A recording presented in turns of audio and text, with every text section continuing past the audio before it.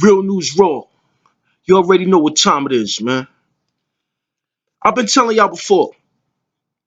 Ever since Trump stepped in office, not even ever since Trump stepped in office, before Trump hit office, for years, racism has always been here, always been alive and well, and it will not go away.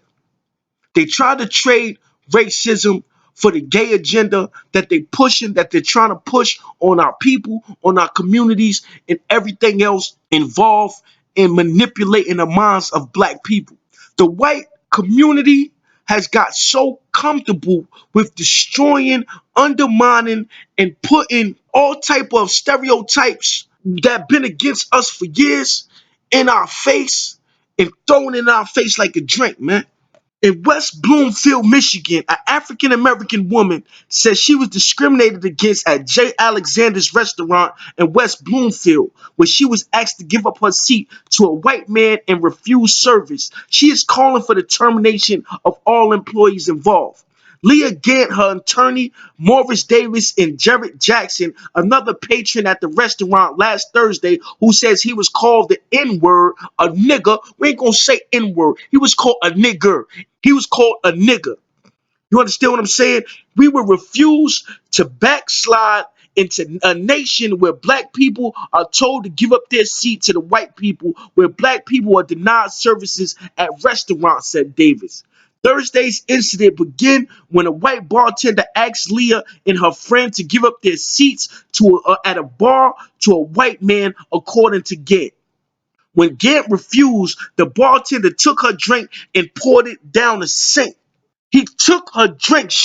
It was a female bartender. She took her drink and poured it down the sink because she wouldn't give up her seat to two cracker men. If it was me, I would have flipped the bar upside down.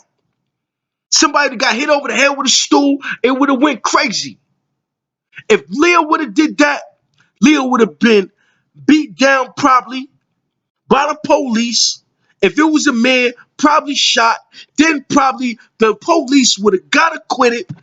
Everything else would have went under the rug. This is the times we are living in.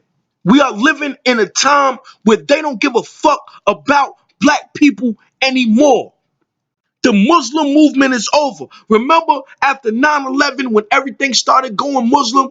Okay, if a Muslim walk in, it's a problem. If an Arab walk in, it's a problem. That's back to the nigga again. Back to the grill again, man. Real talk, man. What we have to do as a people, we got to start standing up more. We got to start standing up more. No more marching. No more. All that shit is over. It's time for us to stand up in another way.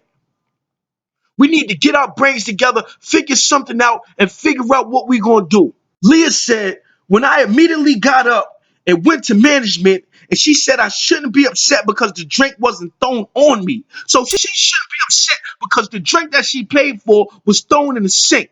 So she shouldn't be upset because the drink that she paid for was thrown in the sink and not in her face. What are we dealing with here?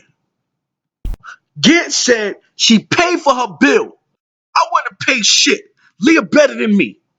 All right. Gant said she paid for a bill after management refused to remove it off of her bill. So they made her pay for a bill that was a drink that was thrown in the sink. I was racially profiled. I was told to move out of my seat while two other white men were being seated. Meanwhile, Jackson said he was also discriminated against on the same day when a white patron called him a nigger. We stop saying this N-word. The nigger, and told him to leave and complain to the management about poor service. Video was recorded while the customer yelled at Jackson, hurled food, and nearly struck Gant's friend in the face. So the cracker customer takes his food and throws it at the man and called him a nigger. West Bloomfield, Michigan. What are we going to do about this? This is not the 1950s, 60s. It's not. The civil rights movement is over. It's over. Why these people weren't arrested, I don't know. Why the employees weren't fired, I don't know. Why is the restaurant J. Alexander's backing the employees? I don't know. I guess something is going on in West Bloomfield, Michigan that got something to do with that motherfucking white hood. When West Bloomfield police arrived, Jackson says the restaurant employees concealed the identity of the patron who threw food at him.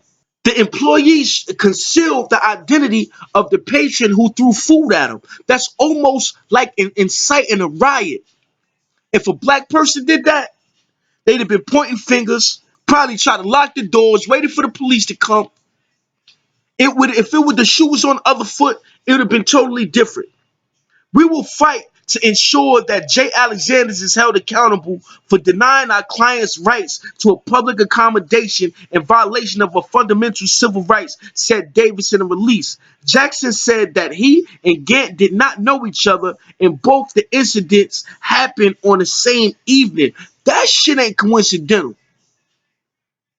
If both incidents happen on the same evening, that shit is not coincidental. You done stepped in some real shit with Rob Prophet. Jay Alexander's been a racist restaurant. I never heard about him until I got wind of this story, but Jay Alexander's has to have some type of track record of racism dealing with their facility. They put out a press release. I'm not even going to give you the press release that they put out. The release that they put out does not even matter at this point. What matters is us. That's what matters. That 40 acres and a mule, it ain't never coming. But we need to fight for our respect. We need to fight for our respect as a people. We can't take this no more. Real shit with Rob Prophet. Remember what I told y'all. That 40 acres and a mule is never coming. But we will die for our respect. We will die for our respect, and they gonna respect us, man. Real News Raw. One love.